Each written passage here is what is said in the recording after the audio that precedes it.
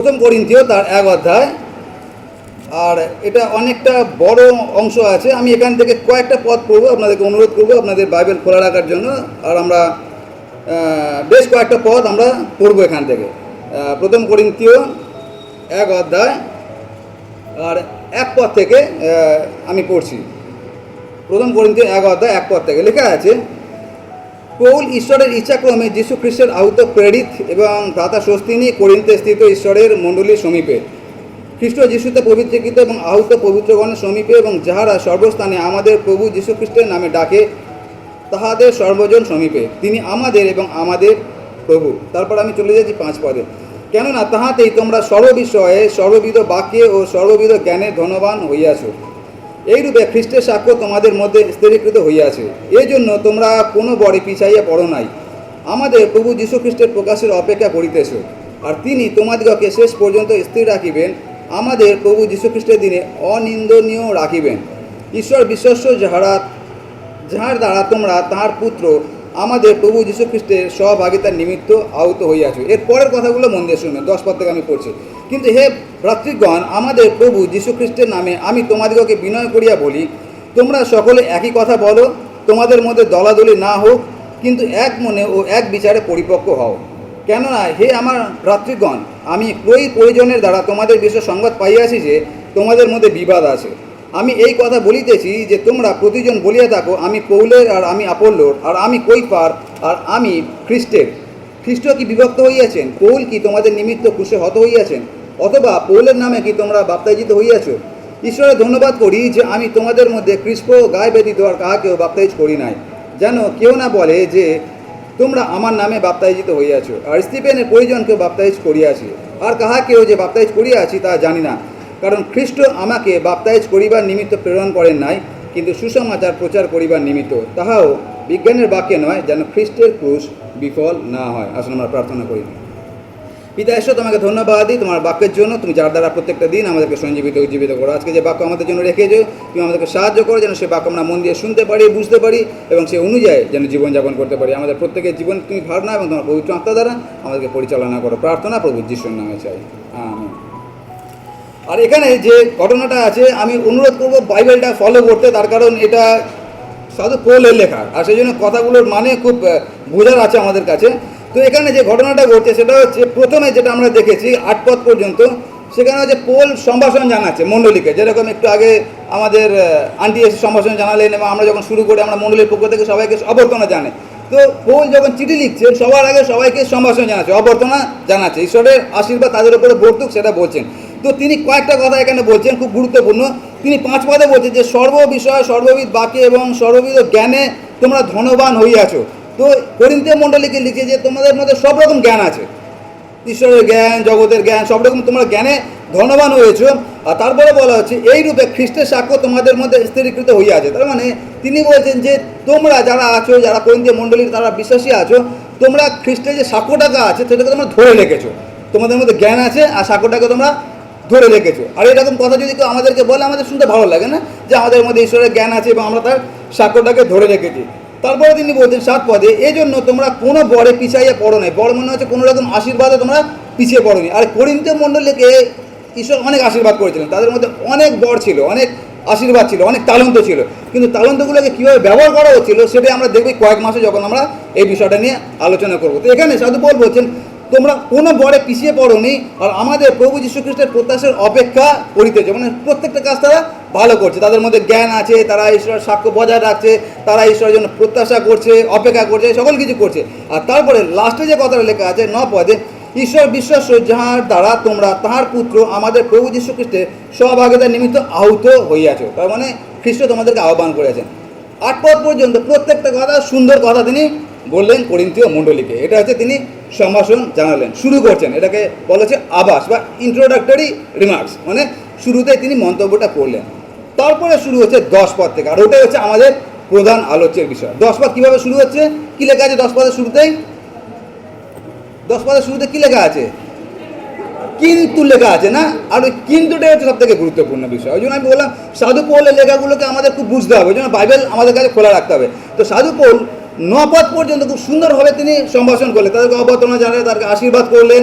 আর তারপরে যখন 10 পদ আসলো, তিনি সকল কিছু বলার পরে একটা কিন্তু দিয়ে দিলেন। আরে কিন্তু জিনিসগুলো বাংলা কথা অত্যন্ত ভয়ানক। সেটা কি কিন্তু আসে মানে এইবারে এমন কিছু বলবে যেটা আমাদের কানটা এবারে খারাপ হয়ে গেল। এতক্ষণ যা কিছু বলছিল সব ঠিকঠাক ছিল, যে সকল কিছু ভালো করছে, আর যে কিন্তু হয়ে গেল সঙ্গে সঙ্গে এবার আমাদেরকে অ্যালার্ট থাকতে হবে। আর ওই জন্য দেখবেন যখন প্রভু যিশু সপ্তম মণ্ডলীকে বলছিল প্রকাশিত বাক্য, আমি কোনোদিন ওটা নিয়েও আলোচনা করবো, সপ্তম মণ্ডলীকে যখন বলছিল তিনি বলছিলেন তোমাদের সকল কিছু ভালো, তোমরা বিশ্বাসে দাঁড়িয়ে আছো, এই করছো সেই করছো, তথাচো মানে কিন্তু তা সত্ত্বেও এই কথাগুলো তোমাদের জন্য প্রযোজ্য। তো এখানে বলে শুরু করছেন কিন্তু, আর এই কিন্তু থেকে আমাদের এই সিরিজটা শুরু, যে এই কিন্তুর মধ্যে কী কী আছে যেগুলো আমাদের শেখার দরকার আছে। তো এখানে সাধু পল যে কথাটা বলছেন, কিন্তু হে ভাতৃগণ, আমাদের প্রভু যীশু খ্রিস্টের নামে আমি তোমাদেরকে বিনয় করিয়া বলি, তোমরা একই কথা বলো, তোমাদের মধ্যে দলাদলি না হোক, কিন্তু এক মনে এবং এক বিচারে পরিপক্ক হও। এই দলাদলি নিয়ে আজকে আমি কথা বলবো না।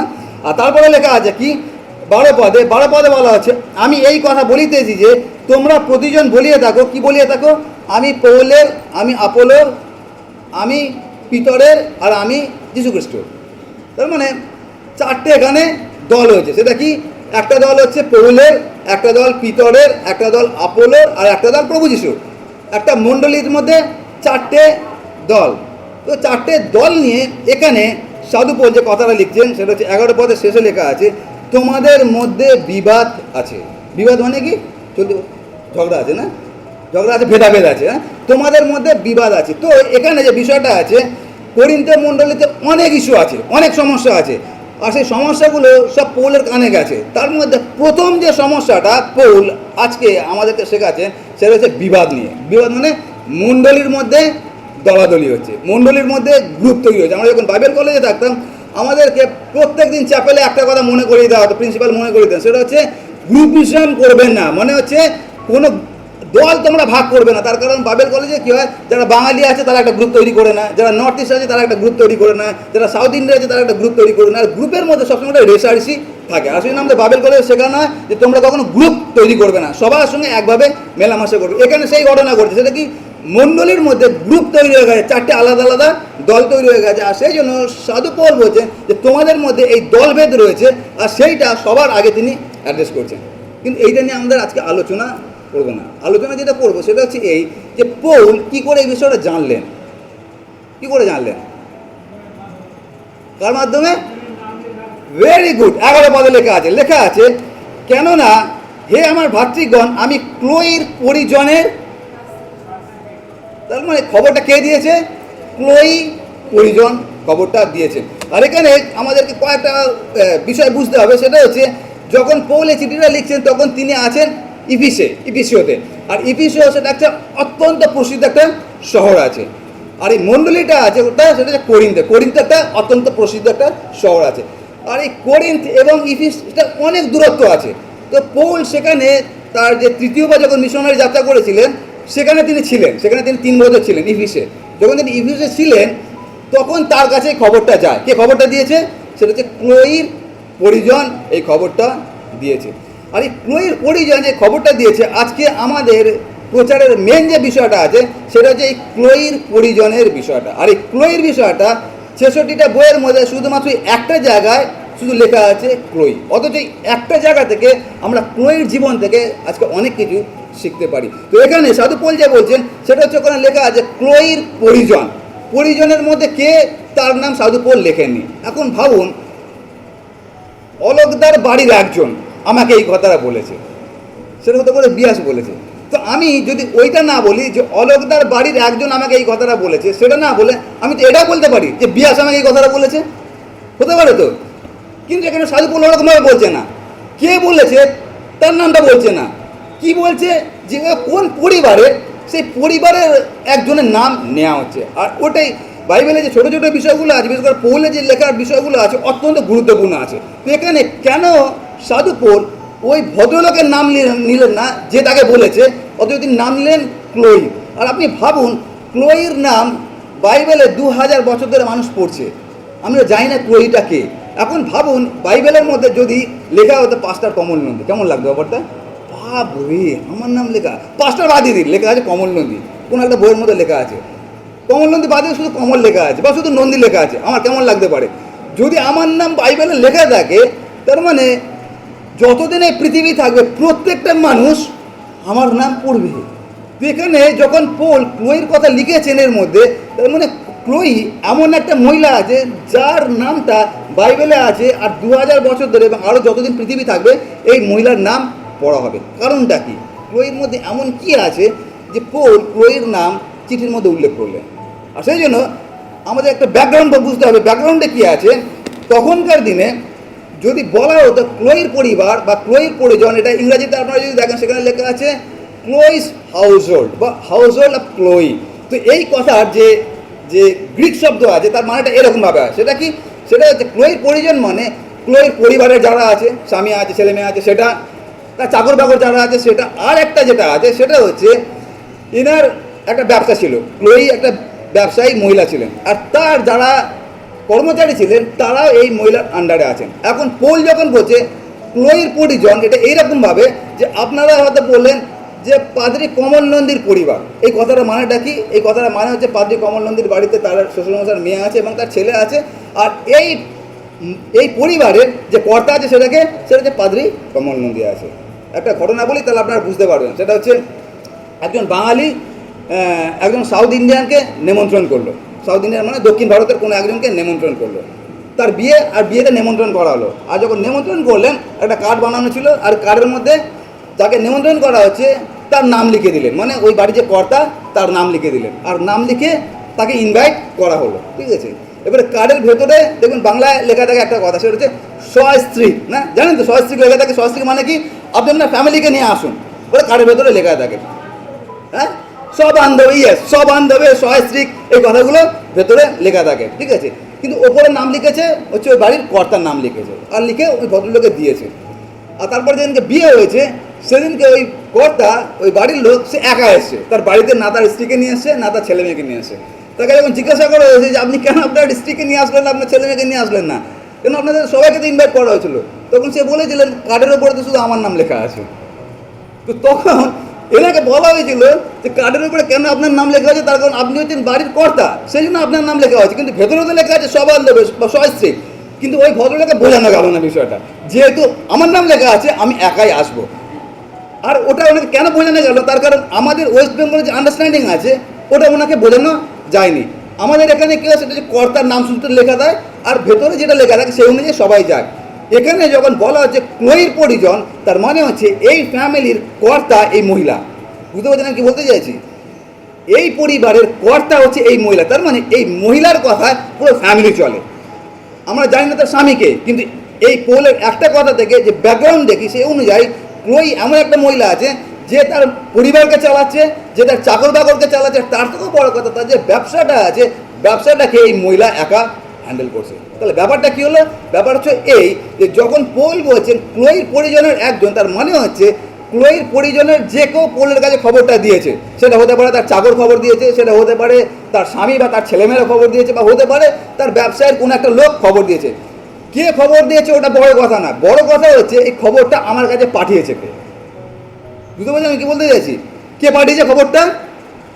ক্লোই নিজে পাঠিয়েছে। আর ওইটাই এই কথাটার মানে, সেটা হচ্ছে ক্লোইর পরিজন মানে ওইখানে কারোর কোনো ক্ষমতা নেই যে কেউ কারোর কাছে কোনো কথা বলে যদি ক্লোই তাকে অনুমতি না দেয়। তার মানে কেউ যদি এসে বলছে পোলকে পাঠিয়েছে কে, যেটা ক্লোই নিজে পাঠিয়েছে। আর ওই জন্য ক্লোইর কথা বাইবেলে লেখা আছে, তার কারণ এই একটা মহিলার একটা ঘটনা, একটা কাজ, এটা অত্যন্ত গুরুত্বপূর্ণ আপনার এবং আমার শেখার জন্য। আর সেই জন্য আমরা মন দিয়ে শিখবো যে ক্লোইর বিষয়টা নিয়ে। তো প্রথম মাথায় রাখবেন সেটা হচ্ছে ক্লোইর পরিজন মানে হচ্ছে ক্লোই ওই ফ্যামিলির কর্তা আছেন।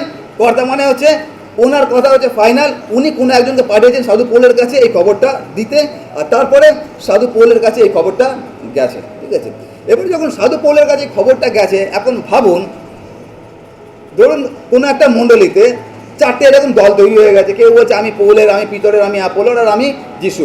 আর তারপরে সেই খবরটা পাদ্রির কাছে চলে গেল। কোনো একটা মহিলা পাদ্রির কাছে খবরটা দিলেন, আর পাদ্রি পুলপিট থেকে বললো যে আমি ওই দিদির থেকে শুনেছি যে আপনারা এরকম করছেন। এবার ভাবুন যারা ওই গ্রুপ করছে তাদের মাথা সবার আগে কী আসবে? মনে হবে এই মহিলা কীরকম বাজে টাইপের মহিলা আছে, পাদ্রির কান ভরিয়ে দিল। আমরা সাধারণ যেটা বলি না, আর আমাদেরকে বলতে পারতো পাদ্রির কানে লাগিয়ে দিয়েছে।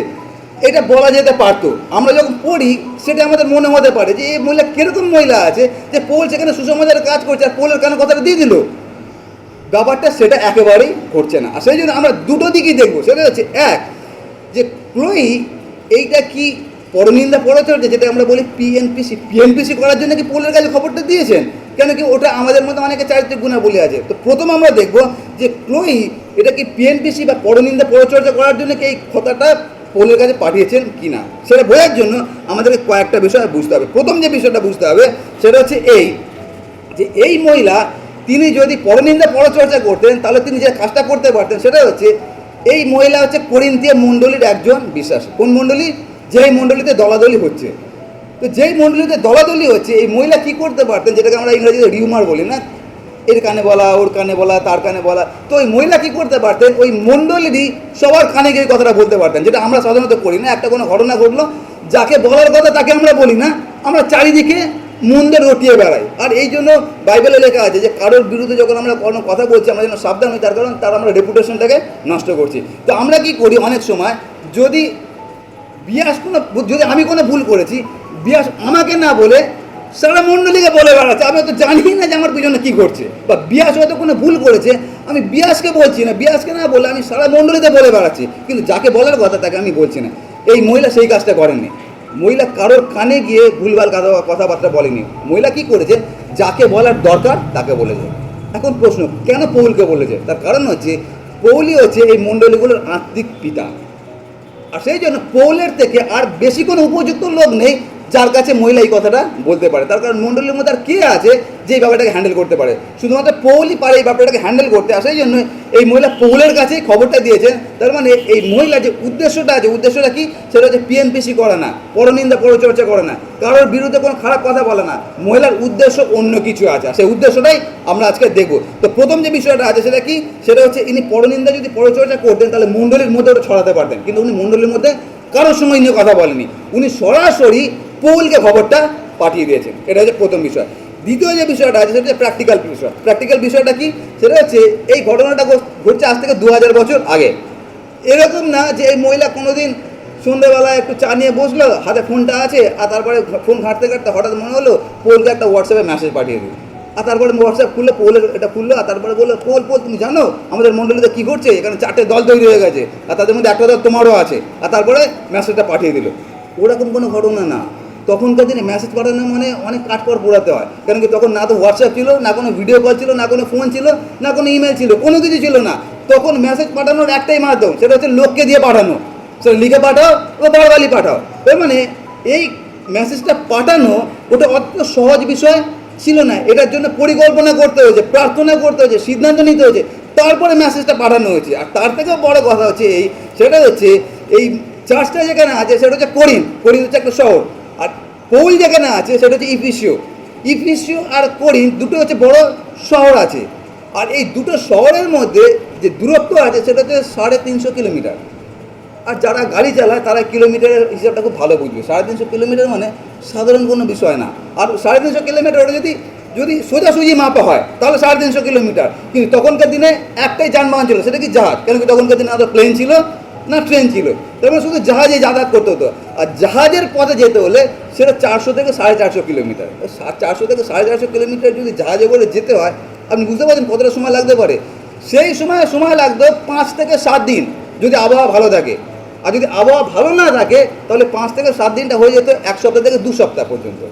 তো যেখানে পৌঁছাতে 2 সপ্তাহ লাগে, তারপরে সাধু পৌলকে গিয়ে খবরটা দিতে হয়। তাহলে বুঝতে পারছেন কতটা কাঠকড় পোড়াতে হয়েছে এই মহিলাকে এই খবরটা পাঠানোর জন্য। এখন কেউ যদি পিএনপিসি করার যদি মতলব থাকে, তাহলে আপনার কি মনে হয় পিএনপিসি করার জন্য সে এত কাঠকড় পোড়াবে?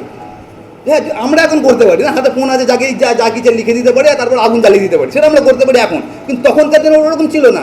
সুতরাং এই মহিলা কখনোই পরনিন্দা পরচর্চা করার জন্য এত বড় দায়িত্বটি নেননি। তার মানে তার অন্য কোনো উদ্দেশ্য ছিল এই খবরটাকে পাঠানোর জন্য। এটা দ্বিতীয় বিষয়। 3 নম্বর বিষয়টা কি? 3 নম্বর বিষয়টা হচ্ছে সেটা হচ্ছে এই মহিলা তিনি একটা ব্যবসায়ী মহিলা। যেরকম আমরা পড়েছি লিদিয়ার ব্যাপারে না, তো এই মহিলা আছে একটা ব্যবসায়ী মহিলা আছে। আর এই মহিলা তার ফ্যামিলিকে সামলায়, তার চাকর বাকরকে সামলায় এবং তার ব্যবসাকে সামলায়। ব্যবসাকে সামলায় মানে করিন্থ থেকে ইফিসে বারবার লোক যাতায়াত করতো আমদানি রপ্তানি করার জন্য। আর যারা যাতায়াত করতো তারা হচ্ছে এই মহিলার অনেক কর্মচারী ছিল। তো এই মহিলা যে তার ফ্যামিলিকে সামলাচ্ছে, চাকর বাকর সামলাচ্ছে, সে বিজনেস সামলাচ্ছে, তার সময় আছে পরনিন্দা পরচর্চা করার জন্য? তার সময়ের অনেক মূল্য, সে যদি ওই সময়টা ব্যবসায় লাগায় তার অনেক পয়সা ইনকাম হবে। সুতরাং এই তিনটে ঘটনা থেকে যেটা বুঝতে পারছি সেটা হচ্ছে এই মহিলা কোনোভাবে পিএনপিসি করার জন্য পৌলের কাছে খবরটা পাঠাননি, তার উদ্দেশ্য অন্য কিছু ছিল। আর সে উদ্দেশ্যটা কী ছিল সেটাই আজকে আমরা জানার চেষ্টা করব। আর এখানে 3 নম্বর যে বিষয়টা আছে সেটা হচ্ছে এই মহিলা মানে ক্লোয়ির পৌলের কাছে পিএনপিসি করা, পরনিন্দা পরচর্চা করার পিছনে তার কোনো রকম স্বার্থ ছিল না। এই কথাটা মানেটা কি?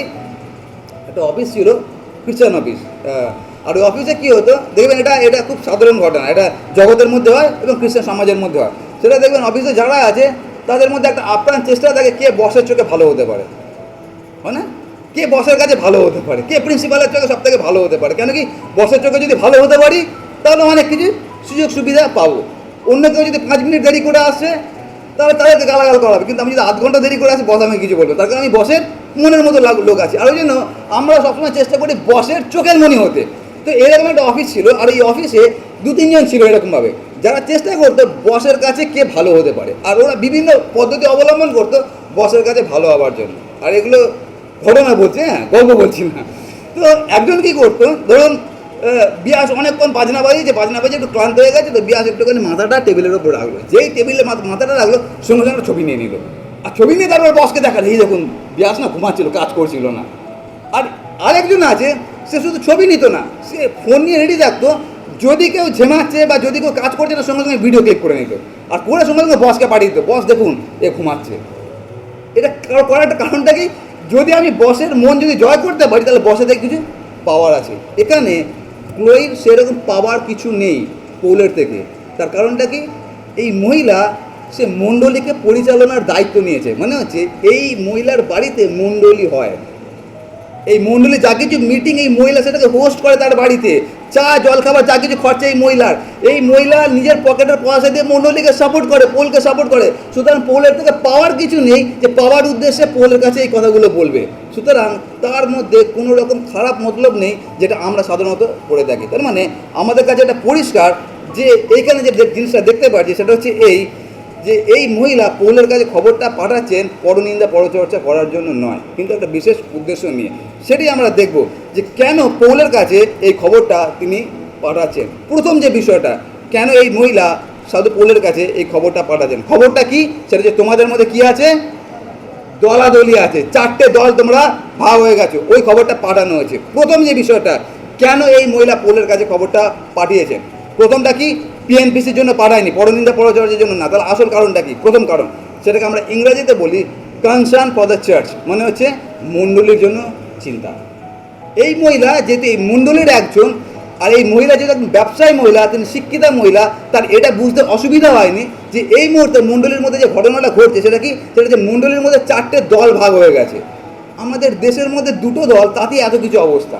আর যদি মণ্ডলীর মধ্যে যে 4টে দল থাকে তাহলে মণ্ডলীর কী অবস্থা হতে পারে। তো এই মহিলা আর কতজন বুঝেছে কি বোঝেনি আমরা জানি না, কিন্তু এই মহিলা খুব ভালোভাবে বুঝেছিলেন। তার কারণে মহিলা হচ্ছে ব্যবসায়ী মহিলা, মাথা খুব ভালো চলে। তো উনি ভবিষ্যৎ দেখে নিয়েছে। কী দেখে নিয়েছেন, যে এইরকমভাবে যদি মণ্ডলী চলতে থাকে তাহলে এই মণ্ডলী বেশি দিন রান করবে না, খুব তাড়াতাড়ি সর্বনাশের দিকে যাবে। তার কারণ দলাদলি মণ্ডলীকে বেশি দিন টেনে নিয়ে যেতে পারবে না, সর্বনাশ সবই হবে। তার মানে এই মহিলা যেটা জানতে পেরেছেন যে কনসার্নটা ছিল, কনসার্নটা কি, প্রথম যেটা কনসার্ন সেটা হচ্ছে যদি এই দলাদলি যদি আটকানো না যায় আজকে, তাহলে কী হবে, তাহলে আমাদের এই মণ্ডলী পুরো শেষ হয়ে যাবে। আর সেই জন্য এই মহিলা খবর পাঠিয়েছিলেন। কেন, তার উদ্দেশ্য এই না যে পরনিন্দা পরচর্চা, তার উদ্দেশ্য এটাই যেন আমার মণ্ডলীকে আমি বাঁচাতে পারি। তার কারণটা কি, তার কারণ এটা আমার মণ্ডলী, আমার মণ্ডলীকে নিয়ে চিন্তা আছে। তো সেই জন্য প্রথম যে বিষয়টা হচ্ছে, তিনি একজন কনসার্ন ছিলেন। কী নিয়ে কনসার্ন ছিলেন, যে যদি এই দলাদলি আমাদের মণ্ডলীতে চলতে থাকে তাহলে আমাদের মণ্ডলী আগামী দিনে অবশ্যই নষ্ট হয়ে যাবে। আর এরকম এখন দেখবে সারা পৃথিবীতে এরকম ঘুরি ঘটনা ঘটছে। প্রচুর মণ্ডলী আছে, যেখানে আগে মণ্ডলী হতো সেগুলো এখন শেষ হয়ে গেছে। তার কারণটা কি, তার কারণ মণ্ডলীর মধ্যে দলাদলি এমন একটা জিনিস আছে যে তার পরিণতি এটাই, সেটা কি, যে যার জায়গায় চলে যাবে, আমরা সবাই যিশুকে ত্যাগ করবো আর মণ্ডলী পুরো শেষ হয়ে যাবে। তো এই মহিলা সেটা বুঝেছিলেন, এটা প্রথম বিষয়। দ্বিতীয় যে বিষয়টা হচ্ছে সেটা হচ্ছে এক তো হচ্ছে মণ্ডলী ধ্বংস হয়ে যাবে, আর তার সঙ্গে আরেকটা ঘটনা ঘটবে, সেটা হচ্ছে আরেকটা চিন্তা এই মহিলার মাথা। সেটা কি? সেটা হচ্ছে খ্রিস্টের সুসমাচার লজ্জিত হবে। খ্রিস্টের সুসমাচার লজ্জিত হবে মানে, গতবার আমি বলছিলাম না, আমাদেরকে ঈশ্বর জ্যোতিস্বরূপ করে অন্ধকারে রেখেছেন। এখন ভাবুন, এই মণ্ডলী করিন্থীয় মণ্ডলী, আর করিন্থীয় মণ্ডলীতে যারা আসছে তারা সবাই খ্রিস্টকে অনুসরণ করছে, আর এই ঘটনাটা ঘটছে যিশুর মৃত্যুর কয়েক বছর পরে। এখন সবাই এদেরকে দেখছে, কি দেখছে? যে এরা যিশুকে অনুসরণ করে। আর তার সঙ্গে আরেকটা জিনিস দেখছে, কি দেখছে? যে মণ্ডলীর মধ্যে 4টে দল। আর এই জিনিসগুলো কীরকম বলুন তো? আপনি যতই চেষ্টা করুন না কেন ওটাকে গোপন রাখতে, গোপনগুলো থাকে না, ওগুলো বাইরে বেরোবেই। তার মানে যদি এই দলাদলির ঘটনাটা বাইরের লোকের কাছে যায়, তাহলে অপমানিত কী হবে? না তো পৌল অপমানিত হবে, না পিতর অপমানিত হবে, না অপোলো অপমানিত হবে, অপমানিত একজনই হবে, সেটা হচ্ছে খ্রিস্ট। আর সেই জন্য এই মহিলা তিনি জানতেন যে যদি এই ঘটনাটা যদি আটকাতে না পারি, তাহলে এক হচ্ছে মণ্ডলী ধ্বংস হবে, আর দ্বিতীয়টা কি? সেটা হচ্ছে খ্রিস্টের সুসমাচার, যে সুসমাচারে আমরা প্রাণপণ করছি, যার জন্য আজকে পৌল তৃতীয় মিশনারি যাত্রা এখন ইপিসে বসে আছেন, পৌলের প্রত্যেকটা কাজ নষ্ট হয়ে যাবে। আর সেই জন্য তিনি খবরটা পাঠিয়েছিলেন। যখন আমি এই মণ্ডলীতে যখন যুক্ত হই 2022 সালে খুব সম্ভবত, যখন আমি মণ্ডলীতে পাদ্রী হিসাবে আসি, আর সেই সময় এই ঘটনাটা ঘটেছিল। আমি এত বছর পর আপনাদেরকে বলছি। কয়েকজন আমাকে বলেছিল যে আপনি যে চার্চের পাদ্রী হয়েছেন, ওই চার্চটা পুরো শেষ হয়ে গেছে, ওই চার্চে এখন কেউ আসে না তো। আর কেউ বলেছিল আপনি যে চার্চের পাদ্রী হয়েছেন, চার্চ পুরো ডেড, ওই চার্চে আপনি পাদ্রী হয়েছে, কী করবেন ওখানে গিয়ে? আর ওই কথাটা আমার খুব খারাপ লেগেছিল। কেন খারাপ লেগেছিল? ওই কথাটা যদি আমাদের বাড়ির কেউ বলতো, আমার বন্ধুবান্ধব কেউ বলতো যারা যিশুকে জানে না, তাহলে আমার অতটা কষ্ট লাগতো না। কিন্তু কথাগুলো যারা বলেছিল তারা সম্ভ্রান্ত নামধারী খ্রিস্টান আমাদের কলকাতার বুকে। তারা এই কথা বলছে যে তুমি ওই মণ্ডলীতে পাদ্রী হয়ে গেছে, ওই মণ্ডলী তো ডেড হয়ে গেছে, ওই মণ্ডলী শেষ হয়ে গেছে, ওই মণ্ডলীতে আর কেউ আসে না। আর ওইটা আমার এতটা কষ্ট লেগেছিল যে একজন বিশ্বাসী, একজন খ্রিস্টান একটা মণ্ডলী ভেঙে যাওয়ার কারণে সে ওটা, আর যখন বলছে তখন মুখের মধ্যে ওই আমরা বলি না মকিং মানে জানেন তো, ঠাট্টা বিদ্রুপজনক একটা হাসি নিয়ে আমাকে ওই কথাটা বলেছিল। আর ওটা আমার হৃদয়কে ভেঙে দিয়েছিল যে একটা বিশ্বাসী এরকম একটা বিদ্রুপময় হাসি নিয়ে একটা মণ্ডলীর ভাঙার কথা কত আনন্দ সহকারে বলছে। তার মধ্যে এই দুঃখটা নেই যে একটা মণ্ডলী ভেঙে যাচ্ছে, তার জন্য প্রার্থনা করি। সে বিদ্রুপ হাসি নিয়ে আমাকে বলছে যে ওই মণ্ডলীতে ভেঙে গেছে, ডেড হয়ে গেছে, মরে গেছে, ওই মণ্ডলী তুমি পাদ্রী হয়ে করবে এটা কি? আর ওটা আমার মনে অত্যন্ত কষ্ট দিয়েছিল। আর এটা হচ্ছে আজকে খ্রিস্টান জীবন হয়ে গেছে। এই মহিলার জীবন আমরা যদি দেখি, ওই মহিলা সেদিনকে হৃদয় কষ্ট লেগেছিল, তার কারণ এটা আমার মণ্ডলী যদি ভেঙে যায় তাহলে ওটা খ্রিস্টের বদনাম হবে। আর আজকে বিশ্বাসীরা বলছে যে মণ্ডলী ডেড হয়ে গেছে, সেটা হাসি নিয়ে বলছে। আর তখন আমি একটা প্রার্থনা করেছিলাম, যেটা এখন পর্যন্ত আমার প্রার্থনা। তখন আমি প্রার্থনা করেছিলাম, প্রভু তুমি এখনও পর্যন্ত আমাকে যেখানে নিয়ে গেছো আমাকে আশীর্বাদ করেছো, ওটা আমার কৃতিত্ব না, ওটা তোমার কৃতিত্ব। তোমার কাছে আমি প্রার্থনা করছি, এই মণ্ডলীতে আমি যাচ্ছি পাদ্রী হয়ে, তুমি তোমার কাজ করো। আজকে মণ্ডলী ভর্তি। প্রভুর কাজকে আটকানোর ক্ষমতা কারণ নেই। কিছুদিন আগে আমরা দুই পাদ্রী মিলে একটা কথা বলছিলাম, সেটা হচ্ছে কোনো কাজ যদি কেউ আটকাতে পেরেছে, তার মানে আপনি নিশ্চিত এখন ওটা প্রভুর কাজ ছিল না। আর যদি ওটা প্রভুর কাজ হয়, পৃথিবীতে এমন কারোর ক্ষমতা নেই ওই কাজটাকে আটকাতে পারে। আজকে আমাদের মণ্ডলী পুরো প্যাকটা। তার কারণ হচ্ছে এটা প্রভুর মণ্ডলী। প্রভু, আমরা যাবো উত্থান পতনের মধ্যে দিয়ে, কিন্তু প্রভু কখনো হাল ছাড়বেন না। এই চিন্তাটা ওই মহিলার মাথায় এসেছিল যে আমার মণ্ডলী যদি ভেঙে যায় তাহলে সুসমাচার লজ্জিত হবে, সেটা আমি করতে কীভাবে দিতে পারি। আর সেই জন্য সেই মহিলা সেদিনকে খবর পাঠিয়েছিল সাধু পৌলের কাছে, যেন মণ্ডলীকে তিনি বাঁচাতে পারেন। এটা হচ্ছে প্রথম বিষয় তিনি করেছিলেন। দ্বিতীয় যে বিষয়টা বলে আমি শেষ করবো, কারণ আমার টাইম হয়ে গেছে। দ্বিতীয় যে বিষয়টা হচ্ছে সেটা হচ্ছে এই যে প্রথমটা আমি কি বললাম, সেটা হচ্ছে কনসার্ন, তিনি চিন্তিত ছিলেন মণ্ডলীর বিষয়ে। দ্বিতীয় যে বিষয়টা হচ্ছে সেটা হচ্ছে তিনি কেয়ার করেছিলেন। কেয়ার মানে যত্ন নিয়েছিলেন। আর যত্নটা কি নিয়েছিলেন? যত্নটা এটাই নিয়েছিলেন যে তিনি পৌলের কাছে খবরটা পাঠিয়েছিলেন। দেখবেন অনেক সময় আমরা মণ্ডলীকে নিয়ে চিন্তিত হতে পারি, বিশ্বাসীরা মণ্ডলীকে আমরা চিন্তিত হতে পারি, কিন্তু যে যত্নটা নেওয়া উচিত সেটা নাও নিতে পারি। বুঝতে পারছেন আমি কী বলতে চাইছি? ওটা নিয়ে আমি আগামী সপ্তাহে আরও বিস্তারিতভাবে বলবো। অনেক সময় আমরা মণ্ডলীকে নিয়ে চিন্তিত হতে পারি, কিন্তু চিন্তা অনুযায়ী যে পদক্ষেপটা নেওয়া উচিত সেটা হয়তো অনেক সময় নাও নিতে পারি। কিন্তু এখানে ওই মহিলা সেটা করেন। তিনি চিন্তিত হয়েছেন, তিনি ভবিষ্যৎটা দেখেছেন, আর তারপরে তিনি একটা সিদ্ধান্ত নিয়েছেন। সিদ্ধান্তটা কী নিয়েছেন? সেটা হচ্ছে আমি পৌলের কাছে খবরটা পাঠাবো। এটা কীরকমভাবে? ওটা কোনো দিন ধরুন আপনি মণ্ডলীতে আসলেন আর তারপরে দেখলেন এখানে একটা ক্র্যাক হয়েছে, এখানে বড় একটা ফাটল হয়েছে, আপনারা সবাই দেখলেন বিষয়টা, ঠিক আছে? দেখার পরে আপনার দুটো কাজ করতে পারেন। আর আপনার যে আমি যখন বলছি আপনার মধ্যে আমিও আছে, ঠিক আছে? আমরা দুটো কাজ করতে পারি ফাটলটা দেখে। কী কাজ করতে পারি? প্রথম যে কাজটা করতে পারি সেটা হচ্ছে এই যে ফাটলটা এখানে দেখলাম দেওয়ালে, দেখার পরে ওই ফাটল সহ আমাদের পাদিবাবুকে জানানো হলো যে পাদিবাবু আপনি কি দেখেছেন ওখানে ফেটে গেছে, বা কমিটিকে জানালো আপনি কি দেখেছেন ওখানে দেওয়ালটা ফেটে গেছে। এটা একটা করতে পারেন। দ্বিতীয়টা কী করতে পারেন? দ্বিতীয়টা আপনারা দেখলেন আর তারপরে মনে মনে একটা পাদ্রী আছে, তো কমিটি আছে, ওরা দেখবে, আমার কি আছে, আমি মন্ডলীতে প্রার্থনা করার জন্য আমি বলবো আবার বাড়ি চলে যাব। আমি কেন আমার শান্তিকে বিঘ্নিত করতে যাবো? কেন ওইসবে মাথা দেওয়া মানে আমার নিজের শান্তি বিঘ্নিত হবে, আমরা ওটা করতে চাই না। তো এখানে যদি দেওয়ালের ফাটা দেখছেন, চিন্তা হয়তো হয়েছে, সে কী চিন্তা হয়েছে, এই ফেটেছে 2 বছর পর বিল্ডিংটা ভেঙে পড়বে, চিন্তা তো আমাদের মাথার মধ্যে সবার আসতে পারে। কিন্তু কতজন ওই চিন্তাটাকে আমরা কাজে প্রয়োগ করছি? কাজে প্রয়োগ করা মানে কি? বলা যে এটা ফেটে গেছে, আপনি কি দেখেছেন? তার মানে যখন আপনি বলছেন, তার মানে আপনার চিন্তাটাকে আপনি কার্যে পরিণত করছেন। আর সেই জন্য সাধু পৌল বলেছেন এই প্রথম করিন্থে 5 অধ্যায়ে যখন আমরা আলোচনা করব যে তোমরা কীরকম মানুষ আছো যে তোমাদের মণ্ডলীতে একজন ভদ্রলোক সে তার বাবার স্ত্রীর সঙ্গে ব্যভিচার করছে, আর তোমরা তাকে কিছু বলছো না। কীরকম আছো? কেউ যে দেখছে না সেটা না, সবাই দেখছে, সবাই জানে, কিন্তু কেউ কিছু বলছে না। তার মানে চিন্তিত সবাই, কিন্তু বেড়ালের গলা ঘন্টাটা বাঁধবে কে? এখানে এই মহিলা ওই কাজটাই করেছিল। সেটা কি? বেড়ালের গলায় ঘণ্টাটা বেঁধেছিল। তার কারণ তিনি জেনেছিলেন যদি আমি আটকাতে না পারি আমার মণ্ডলী ধ্বংস হবে, খ্রিস্টের সুসমাচার লজ্জিত হবে। আজকে আপনার এবং আমার জন্য একই কথা প্রযোজ্য আছে, সেটা হচ্ছে আমরা মণ্ডলীর জন্য কতটা চিন্তিত আছি ক্লোয়ির মতো। আর যদি মণ্ডলীর জন্য চিন্তিত আছি, শুধু চিন্তা করলে কিছু এসে যায় না, চিন্তার পরে সে অনুযায়ী সিদ্ধান্ত আমরা কতজন নিচ্ছি। তার কারণ মণ্ডলী যদি নষ্ট হয়, ওটা সবথেকে বড় কথা, মণ্ডলী যদি নষ্ট হয় ওটা আমি নষ্ট হলাম, তার কারণ মণ্ডলীর আমিও একটা অঙ্গ আছি। আর তার থেকে বড় কথা কি, যে আমাদেরকে যে জগৎ দেখছে, জগৎ যখন দেখবে যে বিভেদের কারণে দলাদলির কারণে মণ্ডলী নষ্ট হয়ে গেল, তখন আশেপাশে যে লোকগুলো আছে যাদের হয়তো একদিন প্রভুতে আসার সম্ভাবনা ছিল, তারা আর জীবনে আসবে না। তার মানে খ্রিস্টের সুসমাচারকে আমরা সারা জীবনের জন্য তাদের কাছে লজ্জিত করে দিলাম। আর সেই জন্য এই দুটো বিষয় আমি কি বললাম, প্রথম বিষয়টা তার কনসার্ন ছিল, তিনি চিন্তা করেছিলেন মণ্ডলীকে নিয়ে, কি চিন্তা করেছিলেন যে দলাদলি যদি না আটকাতে পারি মণ্ডলী ভেঙে যাবে, খ্রিস্টের সুসমাচার লজ্জিত হবে। দ্বিতীয়টা কি, তিনি শুধু চিন্তা করেননি, চিন্তা অনুযায়ী তিনি পদক্ষেপও নিয়েছিলেন। আর সেই জন্য পৌল এই মণ্ডলীকে ধিক্কার জানিয়েছিলেন যে তোমরা কি করে ওই ভদ্রলোকে কিছু বলছো না। আমরা অনেক সময় ওই কাজটা করি। এরকম কলকাতা এখন অনেক মণ্ডলী আছে যে মণ্ডলীতে ডিসিপ্লিন বলে কিছু নেই, শাসন কিছু নেই। কেন শাসন নেই? কেন কি যদি আমি শাসন করি তাহলে আমার ছবি তোলাতে সমস্যা হবে। কি ছবি তোলাতে সমস্যা হবে? হচ্ছে এই, যদি আমি শাসন করি আমাদের মণ্ডলী থেকে লোক পালিয়ে যাবে।